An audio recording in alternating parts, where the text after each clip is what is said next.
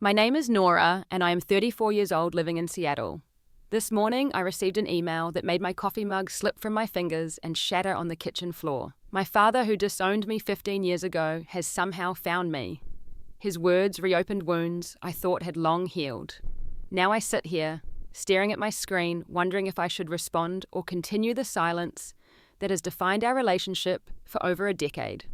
Before I continue my story, let me know where you're watching from and if you've ever had to make a difficult decision about forgiveness. Hit like and subscribe as I share how I navigated the unexpected return of someone who once broke my heart completely.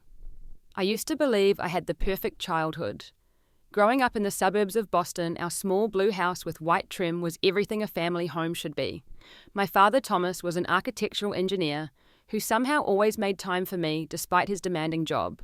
My mother, Sarah, taught third grade at the local elementary school, her patience seemingly endless, both in the classroom and at home. Some of my fondest memories were the Saturday morning fishing trips with my dad. He would wake me up before sunrise, and we would drive to Lake Cochituate with thermoses of hot chocolate and peanut butter sandwiches packed by Mom. Dad would tell me stories about his own childhood as we waited for fish to bite his deep voice, creating a sense of security that I carried with me everywhere. When I was 9, he spent an entire summer building a treehouse in our backyard. Not just any treehouse, but a 2-story wonder with actual windows, a trapdoor, and even a small deck.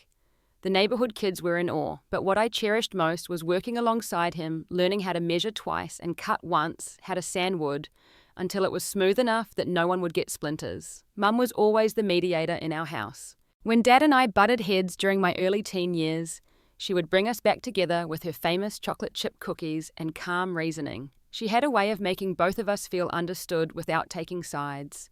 I remember her telling me once, compromise isn't about meeting in the middle, it's about finding a new path together. Our Sunday dinners were sacrosanct. No matter how busy the week had been, we gathered around our oak table, shared our highs and lows from the past 7 days, and made plans for the week ahead.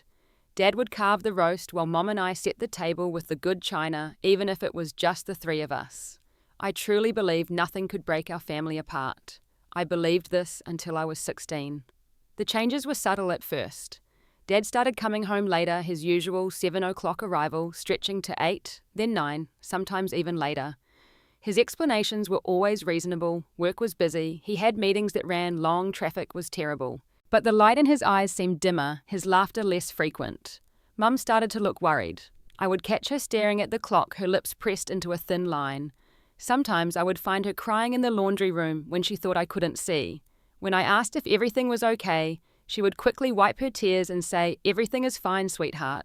Just tired." The family dinners became quieter. Dad would get irritated over small things like me texting at the table or Mum forgetting to buy his favorite beer. The tension was like a fourth person sitting with us, unwelcome but impossible to ignore. I started spending more time with my friends, making excuses to be out of the house. The atmosphere had become too heavy, too unpredictable. I knew something was wrong, but was too afraid to ask directly. Part of me didn't want to know the answer. One night, I came home late from studying at a friend's house. As I approached our front door, I heard my parents' voices raised in argument. This wasn't their usual disagreement about bills or household chores. This was raw, wounded, and frightening. I want to know how long Mum was saying, her voice trembling. "How long have you been lying to me, to us?" I heard my father sigh heavily. "Sarah, it's complicated. I never meant for any of this to happen." Complicated? Is that what you call sleeping with your colleague behind your family's back complicated? I froze on the porch, keys in hand, unable to move. My stomach churned as I processed what I was hearing. Dad was having an affair. "I need some time to think," he finally said. "What about Nora?" my mother asked. "What about your daughter?" There was a long pause, and then my father said something that would echo in my mind for years to come. "Maybe it's better if I just go." The front door swung open and my father nearly collided with me. For a moment we stared at each other, both caught off guard. He looked older somehow, the lines around his eyes deeper than I remembered. "Nora," he started, but I pushed past him into the house, slamming the door behind me, with such force that the family photos on the wall rattled in their frames. I woke up the next morning hoping it had been a nightmare, but the silence in our usually bustling home confirmed the ugly truth. Dad hadn't come home. Mum sat at the kitchen table, her eyes swollen and red, a cold cup of coffee untouched in front of her. Your father is going to stay somewhere else for a while, she said, her voice raspy.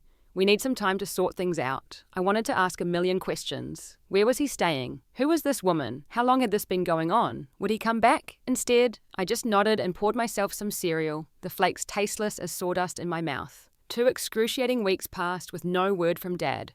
Mum tried to maintain a sense of normalcy, driving me to school, asking about my homework, making dinner each night. But there was a mechanical quality to her movements, as if she was running on autopilot. At night, I could hear her crying through the thin walls of our home. Then one Saturday afternoon, his car pulled into our driveway. I was alone in the house, Mum having gone grocery shopping. I watched from my bedroom window as he sat in the car for several minutes before finally getting out and using his key to enter. Dad, I called out, descending the stairs 2 at a time. He looked startled to see me, as if he'd hoped to slip in and out unnoticed. Hey kiddo, he said, the familiar nickname now sounding hollow. I'm just picking up some clothes. I followed him to the bedroom he shared with Mum, watching as he pulled a suitcase from the closet and began filling it with dress shirts and slacks. There was something deliberate about his movements, like he'd rehearsed this moment. When are you coming home? I asked, hating how young and vulnerable I sounded. He paused, a folded sweater in his hands. It's complicated, Nora. That's not an answer, I said, anger beginning to replace my initial shock. The front door opened, and I heard Mum set down shopping bags in the kitchen. The temperature in the house seemed to drop 10 degrees as she appeared in the bedroom doorway. Thomas, she said coolly. I didn't expect you until later. I thought it might be easier this way, he replied. I slipped out of the room as they began speaking in hushed, tense voices. But instead of going to my bedroom, I sat at the top of the stairs, straining to hear their conversation. Stephanie is different, Dad was saying. She's young, yes, but she understands me in ways you never have. 15 years of marriage, and now you decide, I don't understand you, Mum replied, her voice rising. Did you understand me when I supported you through graduate school? When I worked 2 jobs so you could take that unpaid internship? I can't do this anymore, Sarah. I feel like I'm suffocating here. And what about Nora? What about your daughter? There was a long pause. Of course I care about Nora. This has nothing to do with her. I couldn't stand it anymore. I stormed back into the room. This has everything to do with me, I shouted. You're my dad. You can't just decide one day that you want a different life with some woman named Stephanie. Dad looked stunned, then his expression hardened. Nora, you don't understand adult relationships. Sometimes people need a change I repeated incredulously. Is that what you call abandoning your family? I'm not abandoning anyone, he snapped. I'm just living my life. You'll understand when you're older. Sometimes people outgrow each other. I felt like he'd slapped me. Was that what was happening? Had he outgrown me too? The divorce proceedings began the following week. Mum tried to shield me from the worst of it, but I overheard enough phone calls and caught enough glimpses of legal documents to know it was getting ugly. Dad had moved in with Stephanie, who I learned was a 26-year-old landscape architect from his firm. 15 years younger than him, 11 years older than me. At first, Dad maintained a schedule of visits, taking me out for awkward dinners, where we talked about school and weather, but never about the elephant in the room. He asked about my college applications, but seemed distracted when I answered. Gradually, these visits became less frequent. He would cancel last minute, citing work emergencies or scheduling conflicts. Mum and I developed a new routine. We ate dinner in front of the TV instead of at the dining table. We adopted a cat from the local shelter, named him Charlie, and made jokes about how he was a better man than most. Mum started taking night classes to upgrade her teaching certification, determined to increase her income. I took on a part-time job at the local bookstore to help with expenses. We were managing, adapting, finding our way forward without him. But every time Dad cancelled a visit or cut a phone call short, another piece of my heart hardened. I began to realize that I wasn't just losing my father to another woman or another home. I was losing him to indifference. My 19th birthday fell on a crisp October day, leaves crunching under my feet as I walked to the restaurant where Dad had agreed to meet me. We hadn't spoken in nearly 2 months, his excuses becoming more vague and less convincing, but he had promised to take me to dinner for my birthday, and I had decided this was the perfect opportunity to confront him about his increasing absence in my life. I arrived first, selecting a table by the window where I could watch for his arrival. When he finally walked in 20 minutes late, he wasn't alone. A slender blonde woman with a fashionably oversized sweater and designer boots accompanied him. Even from across the restaurant, I could see the small but unmistakable baby bump beneath her clothing. "Happy birthday, sweetheart," Dad said as they reached the table, leaning down to kiss my cheek as if everything was normal. "This is Stephanie. I thought it was time you two met." Stephanie extended a manicured hand, her smile not quite reaching her eyes. "Your father talks about you all the time," she said. "It's so nice to finally meet you." I shook her hand automatically, my mind struggling to process what was happening. Not only had my father brought his girlfriend to what was supposed to be our reconciliation dinner, but she was pregnant. They were having a baby together. We sat down, and a waiter took our drink orders. Dad and Stephanie both ordered wine, then she quickly corrected herself with a light laugh and requested sparkling water instead. "So how is school going?" Dad asked, unfolding his napkin and placing it on his lap as if this were any ordinary dinner. "Fine," I said, unable to keep the chill from my voice. "Classes are good. Any thoughts on what you might major in?" Stephanie asked brightly. "Thomas says you've always been so creative." The use of my father's first name from her lips made my stomach turn. "I'm looking at graphic design," I said shortly, then turned back to my father. "I didn't realize you'd be bringing someone." Dad had the decency to look slightly uncomfortable. "Well, Stephanie and I have some news we wanted to share with you, and it seemed like a good opportunity." "I can see the news," I said, nodding towards Stephanie's stomach. "When are you due March?" she said, placing a protective hand over her bump. "We're having a boy." "Congratulations!" I said the word tasting like ash in my mouth. "There's something else we wanted to tell you," Dad continued, reaching over to take Stephanie's hand. "We've decided to move to California. Stephanie's sister lives in San Diego, and there's a great opportunity for me with a firm there." I stared at him, feeling as though the floor was tilting beneath me. "When, in 2 weeks," he said, not meeting my eyes. "We've already found a place." 2 weeks, I repeated. "And you're just telling me now. Things moved quickly," he explained. "The opportunity came up suddenly and with the baby coming." "And what about me?" I asked, my voice rising despite my efforts to stay calm. "What about your existing child?" Several diners at nearby tables glanced our way. Dad shifted uncomfortably. "Nora, you're an adult now. You're in college starting your own life." An adult, I was barely 19, struggling to balance classes, and my part-time job living at home with Mum because we couldn't afford for me to live in the dorms. And speaking of college, I continued, "What about the money you promised?" "You said you'd help pay for my education." Dad exchanged a glance with Stephanie before clearing his throat. "About that. With the move and the new baby, our financial situation is going to be tight for a while." I couldn't believe what I was hearing. "Are you telling me you're not going to help with my tuition?" "Just for a year or two," he said quickly. "Until we get settled. You can take out student loans in the meantime. Everyone does it." I looked at my father, really looked at him, and suddenly saw a stranger. This wasn't the man who had taught me to fish, who had built me a treehouse, who had promised to always be there for me, no matter what. "You know what I need a new start to," I said coldly. "A fresh beginning. I'm glad you're understanding, Nora." "That's very mature of you." I wasn't being understanding. "I'm saying that I don't want to do this anymore. This pretending. These occasional dinners where you act like you're still my father when clearly your new family is your priority now." Nora's voice grew sharp. "You're being dramatic. Of course I'm still your father. Are you? Because fathers don't abandon their children. They don't break promises about college tuition. They don't forget birthdays or cancel plans last minute repeatedly. I think you're being a bit childish," Dad said, his jaw tightening. "Life is complicated and sometimes adults need to make difficult choices. I would think you'd be old enough to understand that by now." His dismissiveness was the final straw. "Don't you dare tell me I'm being childish when you're the one running away to start a new family as if the old one never existed." Stephanie shifted uncomfortably in her seat, placing a hand on my father's arm. "Maybe I should give you two some privacy." "No," I said, standing up and grabbing my jacket. "Don't bother. I'm leaving. I hope you enjoy California and your new son. Maybe you'll be a better father to him than you've been to me." Dad stood too, his face flushed with anger. "Maybe it's better if we don't contact each other for a while, Nora, until you've had time to grow up and accept reality." Those words hit me like a physical blow, stealing my breath.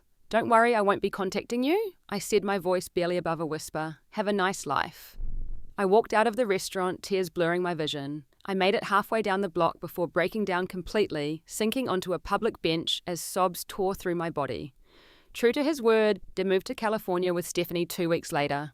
No goodbye, no forwarding address. The only contact I received after that dinner was a Christmas card.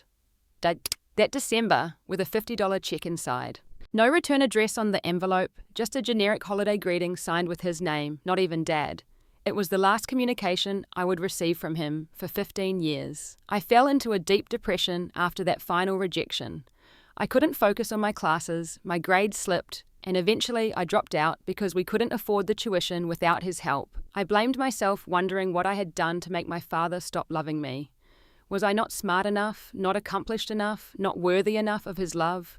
What was so wrong with me that he could walk away without a backward glance? Every night I would lie awake, replaying our last conversation, thinking of all the things I should have said differently. Maybe if I hadn't gotten angry, if I had been more understanding, he wouldn't have cut me out of his life entirely. The guilt and shame ate at me, hollowing me out from the inside.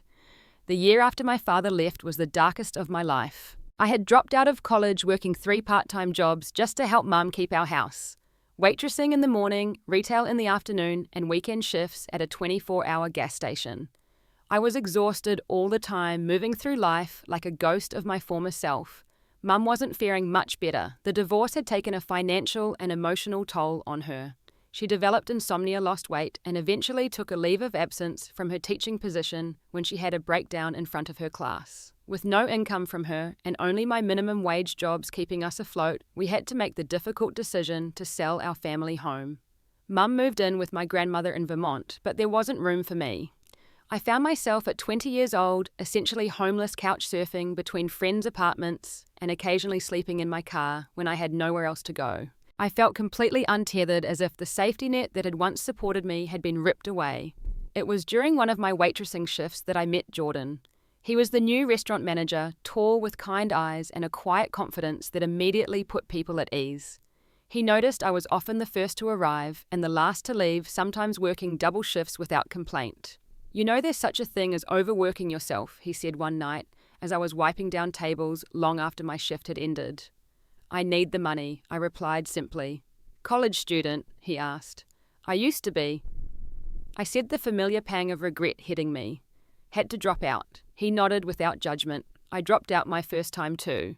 Went back a few years later when I was ready.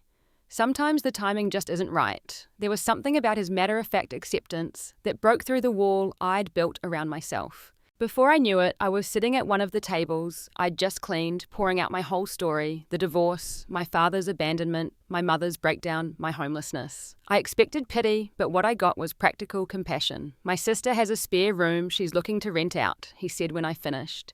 "It's not fancy, but it's clean and safe, and we need a social media manager for the restaurant." Ever done any design work? I had always been artistic. Creating logos and flyers for school events, teaching myself Photoshop in my spare time. I nodded cautiously. "Perfect. The job is yours if you want it. Pays better than waitressing." I was suspicious of kindness by then, too used to having the rug pulled out from under me. "Why would you help me?" "You barely know me." Jordan shrugged. "Someone helped me once when I needed it. Just paying it forward." That spare room and social media job became my lifeline. Jordan's sister Lena was a nurse working night shifts, so we rarely crossed paths, giving me the solitude I needed to heal. The social media work awakened something in me, a creative spark I thought had been extinguished. I started researching graphic design again, looking into programs I might be able to afford someday. Jordan became a friend, then a mentor.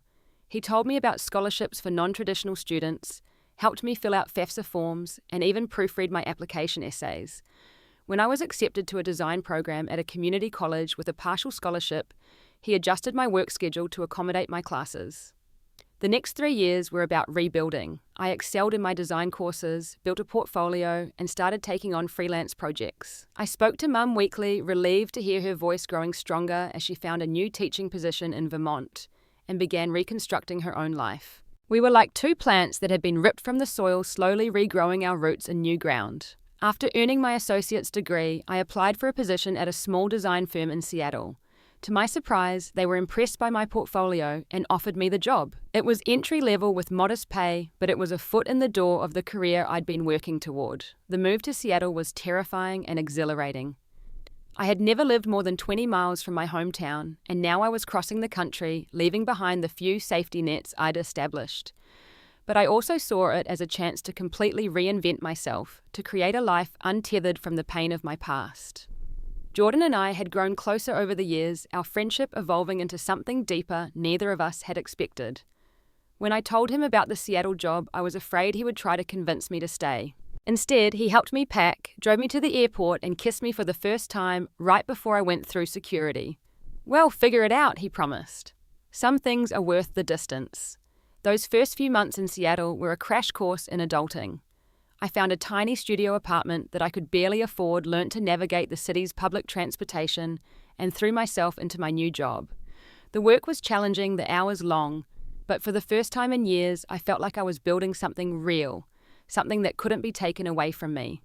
Jordan visited whenever he could, and we spent hours on video calls when he couldn't. After a year of long distance, he surprised me by announcing he'd found a restaurant management position in Seattle. 6 months later, we moved in together, finding a cozy one-bedroom apartment with a view of the Puget Sound. My career progressed steadily. I was promoted to senior designer, then art director. I made friends at work, joined a local hiking group, and even started mentoring design students at a nearby college. The broken girl who had once slept in her car was becoming a distant memory, someone I hardly recognized when I looked back. For the first time since my father had walked out of my life, I felt truly secure. Jordan and I were talking about buying a condo, maybe even starting a family someday. After 5 years together, he proposed during a weekend trip to the Olympic Peninsula, presenting a vintage ring that had belonged to his grandmother. I said yes without hesitation, finally believing that lasting love was possible, that not everyone leaves when things get difficult. We set the wedding date for the following spring, giving us time to save and plan. Life was better than I had dared to hope it could be. I still thought about my father occasionally, usually on my birthday or around the holidays, but the sharp pain had dulled to a manageable ache. I had accepted that he had made his choice, and I had made mine. Our paths had diverged permanently, and I had found happiness without him. Or so I thought, until that Monday morning email arrived in my inbox with the subject line, "Nora, your father's beloved daughter." It was an ordinary Tuesday morning. Jordan had already left for work, and I was enjoying the quiet ritual of my morning coffee before heading to the design studio. I was scrolling through emails on my phone, deleting promotional messages, and flagging work priorities for the day when I saw it. Subject: Nora, your father's beloved daughter. Sender: Thomas Reynolds. My coffee mug slipped from my fingers, shattering on the kitchen floor. The sound barely registered as I stared at the screen, my heart pounding so hard I could feel it in my throat. 15 years. No contact for 15 years, and now here he was in my inbox, as if he'd just been away on a long business trip. With trembling fingers, I opened the email. Dear Nora, I know this email comes as a shock after so many years of silence. I hope you'll give me the chance to explain, though I know I don't deserve it.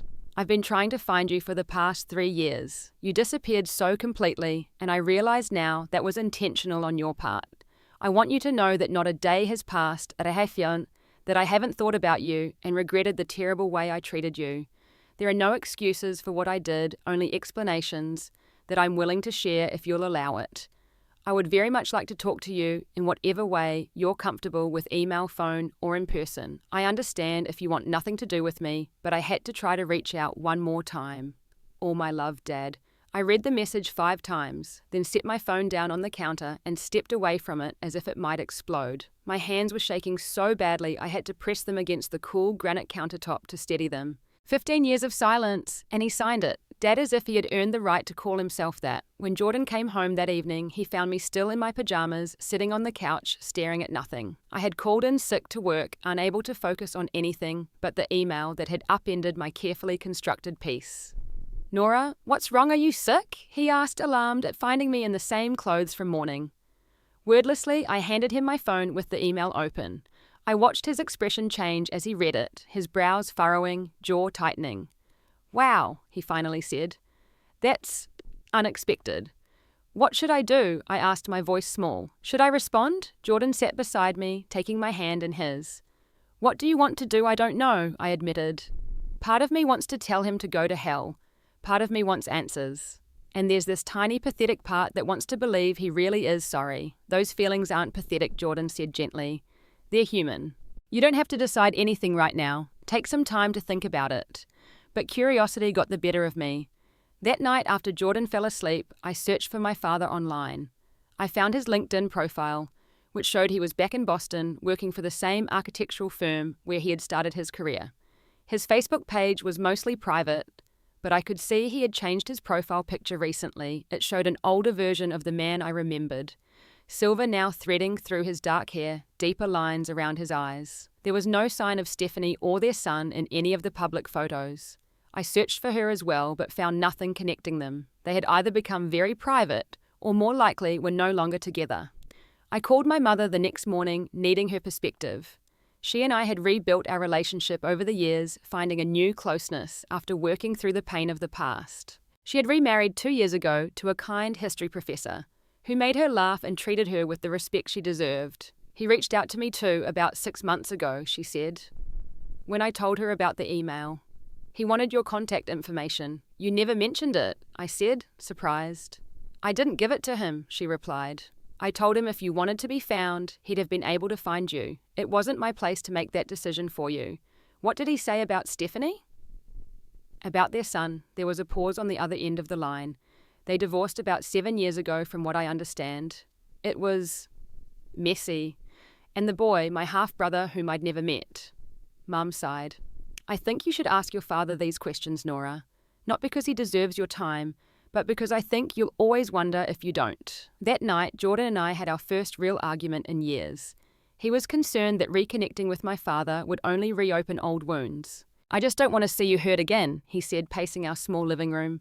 This guy walked out on you when you needed him most. He made promises and broke them. He chose his new family over you. Why would you give him the chance to do it again? I don't know that I am giving him that chance, I said. I just want to hear what he has to say. And then what Jordan asked, Titin.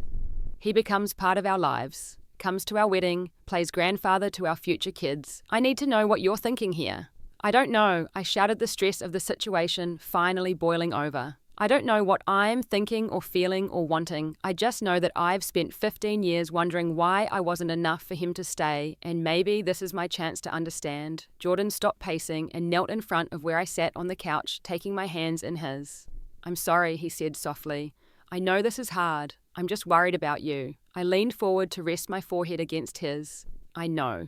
I'm scared too. That night in bed, memories I had long suppressed came flooding back, the fishing trips, the treehouse, the way my father had taught me to ride a bike running alongside me until I found my balance. The good had been so good. That was what made the bad so incomprehensible. As I drifted into an uneasy sleep, my phone chimed with a new email notification. It was him again. Nora, I understand if you're not ready to respond. I just wanted you to know that I'm going to be in Seattle next week for a conference. I'm staying at the Hotel Endra downtown from Monday to Thursday. If you change your mind about talking, it'll be there. No pressure, just an open door. Dad, I stared at the ceiling in the darkness, my mind racing. He was coming here to my city, my territory. The distance that had made it easier to ignore his first email was evaporating. Soon he would be just miles away, breathing the same city air, perhaps even walking the same streets. The panic attack hit me without warning. My chest tightened, my breathing became shallow, and sweat broke out across my forehead. Jordan woke to the sound of my gasping and held me until the wave passed, murmuring reassurances in my ear. You don't have to see him, he reminded me. You don't owe him anything. But as the dawn light began to filter through our curtains, I knew I was going to meet with my father. Not for his sake, but for mine. I needed to look him in the eye when I asked why he had found it so easy to discard me. I needed to close this chapter once and for all on my terms, this time, not his. The day after receiving my father's second email, I went to work distracted and on edge. My colleague and close friend Amara noticed immediately, cornering me in the break room. Either you're coming down with something or someone's died, she said bluntly, pushing a cup of tea toward me. Spill. I hesitated, then told her everything about my father's emails and imminent arrival in Seattle. Amara listened without interruption, her expression thoughtful. You know, I went through something similar with my dad, she said when I finished. Not exactly the same, but he took off when I was 12, reconnected when I was 30. What happened? I asked, desperate for any guidance. I was furious at first, refused to see him, she said, stirring her coffee. But my therapist said something that stuck with me. Forgiveness isn't for the other person, it's for you. It's putting down a heavy weight you've been carrying. Did you forgive him? Amara smiled sadly. Eventually. We have a relationship now. It's not perfect, not like you see in movies, but it's something. I see him a couple times a year, call on holidays. It's enough. Her words stayed with me throughout the day. That evening, I called my mother again, needing more of her wisdom. Do you think I should meet with him? I asked. Sweetheart, she said, her voice warm through the phone. You don't owe your father anything. Not a minute of your time. not a drop of your energy. But if you're asking my opinion, I think you might need this for yourself. I need to know why I admitted, why it was so easy for him to leave to stay away all these years. I hope he has an answer that gives you peace, she said. But be prepared that he might not. Sometimes people make selfish choices they can't explain even to themselves. The night before my father was due to arrive in Seattle, Jordan held me close in bed. Whatever you decide, I'm with you, he promised. If you want me to come with you, I will. If you want me to wait nearby in case things get difficult, I can do that too. I think I need to do this alone, I said, grateful beyond words for his support. Then that's what you'll do, he said, kissing my forehead, and he'll be right here when you get back. I finally emailed my father back suggesting we meet at a coffee shop near my office rather than at his hotel. It was public enough that I felt safe, but quiet enough that we could talk. He responded within minutes, agreeing to my terms. When the day arrived, I dressed carefully in an outfit that made me feel confident and in control, dark jeans, a cashmere sweater, and deep blue ankle boots, with just enough heel to add height. I applied my makeup with extra care, as if preparing armor for battle. The coffee shop was busy with the late morning crowd when I arrived. I chose a table in the corner, my back to the wall so I could see the entrance. My hands were trembling slightly as I set down my latte, so I wrapped them around the warm mug to steady them. I recognized him the moment he walked in, though 15 years had transformed him from the man in my memories. His hair was more grey than black now, his face lined with age. He had gained weight around the middle and his posture was slightly stooped. He scanned the room anxiously, and when his eyes found mine, I saw recognition, relief, and fear flash across his face. "Nora," he said as he approached the table. His voice was exactly as I remembered, and something inside me cracked at the sound of it. "Thank you for agreeing to meet me." I nodded, not trusting myself to speak yet. He ordered a coffee and sat across from me, his movements stiff and uncertain. "You look beautiful," he said, his eyes taking in every detail of my appearance. "You look like your mother." "I look like myself," I corrected him, finding my voice. "I'm not here to reminisce, Thomas. I'm here because you said you have explanations and I want to hear them." He flinched at the use of his first name, but nodded in understanding. "You're right. I owe you that much at least." He took a deep breath. "The simple truth is that I was a coward, Nora. I was unhappy in my marriage, feeling trapped and restless, and instead of addressing those feelings honestly with your mother, I had an affair. That doesn't explain why you cut me out of your life." I said, my voice tight with controlled emotion. "I wasn't your marriage." He nodded, eyes downcast. "When I left with Stephanie, I thought I was headed toward a new life, a fresh start.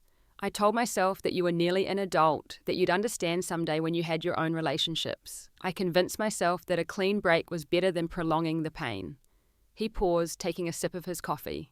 I could see his hand trembling, but the truth was I couldn't face my own guilt. Every time I saw you, I saw the pain I had caused. It was easier to stay away to pretend that you were fine without me. And then when you confronted me about college, about my promises, "You told me to grow up," I reminded him. "You told me not to contact you until I had accepted reality." He closed his eyes briefly, the memory clearly paining him. "I was wrong, so wrong. I was projecting my own immaturity onto you. You were right to be angry, to call me out. I just couldn't admit it." "What about your son?" I asked, the question that had been burning in me. "My half-brother, James," he said softly. "His name is James. He's 17 now." He paused, struggling visibly. "Stephanie and I divorced when he was 10. She remarried a few years later and moved to Chicago with her new husband. She limited my access to James. The irony was almost too much. So you lost your son after all," I said, unable to keep the bitterness from my voice. "I deserved it," he admitted. "I was no better a father to him than I was to you. I was so focused on my career, on the image of the life I thought I wanted, that I missed what was important. By the time I realized my mistake, Stephanie had full custody and a court order limiting my visitation." He reached into his jacket and pulled out an envelope, placing it on the table between us. "I can't change the past, Nora. I can't give you back the years of support, financial and emotional, that I should have provided. But I hope you'll accept this as a small gesture." I didn't touch the envelope. "If that's money, I don't want it." "Please," he said, pushing it toward me. "Use it for your wedding or a house, or keep it for your own children someday. It's not about buying forgiveness. It's about trying to make right one small piece of what I got wrong." I still didn't reach for the envelope. "Why now, after 15 years? Why are you looking for me now?" He seemed to age before my eyes, shoulders sagging. "2 years ago, I had a heart attack. Not a major one, but enough to land me in the hospital and make me face my mortality. He looked directly into my eyes. I'm not using that as an excuse for reaching out, just explaining the timing. Near-death experiences are cliché for a reason, I suppose. They clarify what matters. I held his gaze, searching for any sign of manipulation or dishonesty, but saw only regret and hope. I need some time, I finally said. This is a lot to process. Of course, he said quickly. Take all the time you need. I'm staying in Seattle until Thursday, but after that we can email or call, whatever you're comfortable with. I nodded, standing to signal the end of our meeting.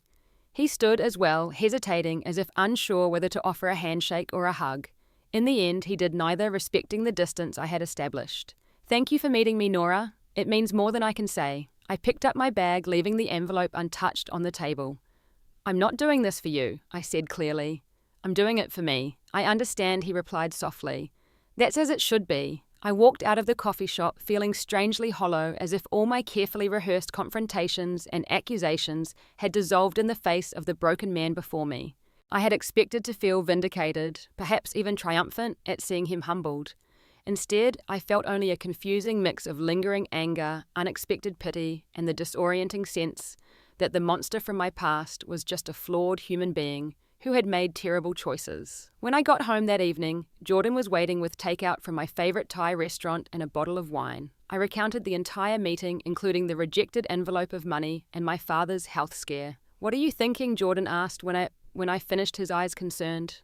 I don't know, I admitted. Part of me wants to tell him to get on his plane Thursday and never contact me again. But another part, what Jordan prompted gently. Another part wonders if Amara was right about forgiveness being for me, not for him. I've been carrying this weight for so long, Jordan. The anger, the abandonment, the feeling that I wasn't enough. What if I could put it down? Jordan took my hands in his. Whatever you decide, I'm with you. If forgiveness is what you need for your own peace, then that's what you should do. If distance is what you need, then that's okay too. There are no right or wrong answers here, only what feels right to you. I nodded, grateful for his understanding. The paths before me were unclear, but for the first time in 15 years, I felt I had the strength to choose one and walk it on my own terms. The week after meeting with my father passed in a blur of conflicting emotions. I fluctuated between anger so intense it left me breathless and moments of unexpected calm when I considered the possibility of release that forgiveness might bring. I booked an emergency session with Dr. Melanie, the therapist I'd been seeing on and off for years. In her calm office with its view of Puget Sound, I poured out the whole story, the emails, the meeting, my confusion about how to proceed. You've done a lot of work on yourself, Nora, she said when I finished. You've built a beautiful life despite the abandonment trauma you experienced. The question now is what role, if any, you want your father to have in that life moving forward. He doesn't deserve a role, I said, the familiar anger flaring. This isn't about what he deserves, she replied gently. It's about what you want and need. Forgiveness doesn't mean forgetting or condoning what happened.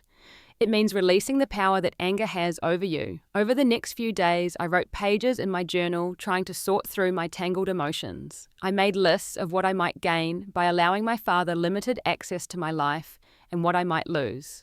I reflected on how his absence had shaped me, both my deepest insecurities and some of my greatest strengths. On Thursday morning, the day my father was scheduled to fly back to Boston, I made my decision.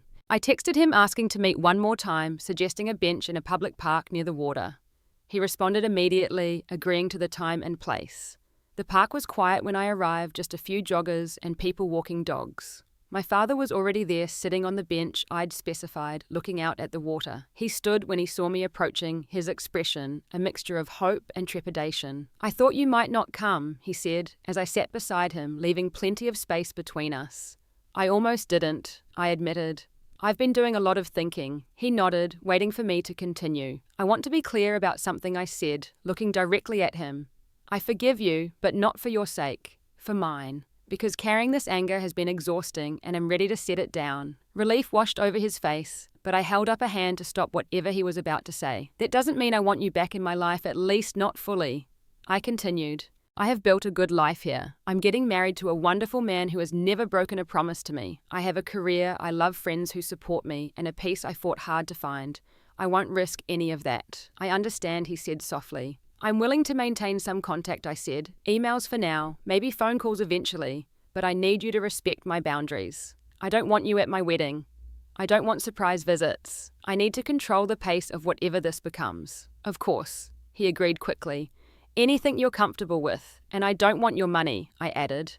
I don't need it, and it feels too much like you trying to buy your way back into my life. He nodded, though I could see the disappointment in his eyes. As you wish. We sat in silence for a few moments, watching a ferry cross the sound. Finally, he spoke again. May I ask about your fiancé? What he's like? I considered refusing, maintaining the wall between my real life and whatever this relationship with my father might become, but something in me softened slightly. His name is Jordan, I said.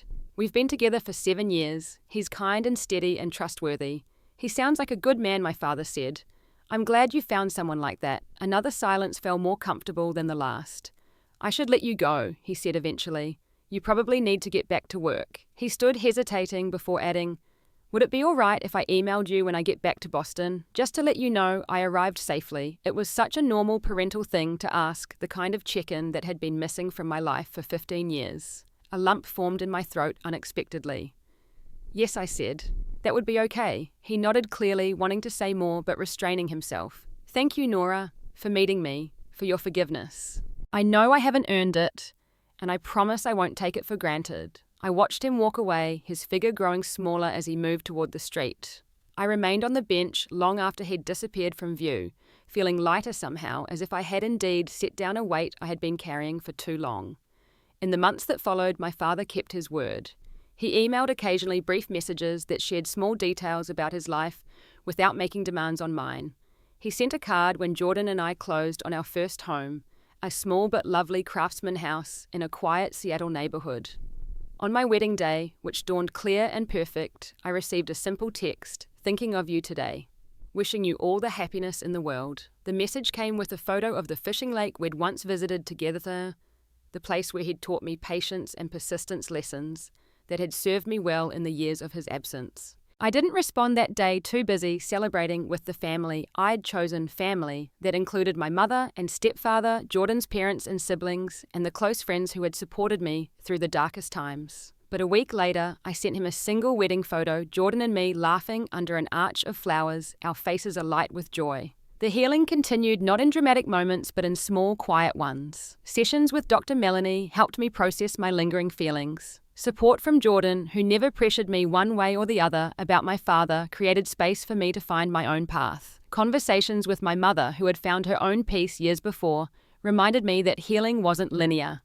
I began volunteering at a community center, mentoring teenage girls from broken homes, sharing my story in ways that might help them find their own resilience.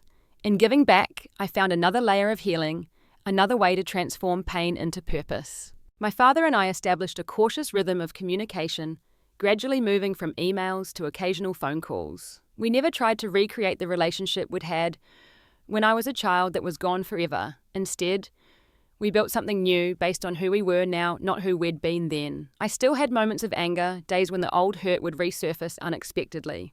But those moments became less frequent, less intense as time passed, and the new patterns held steady.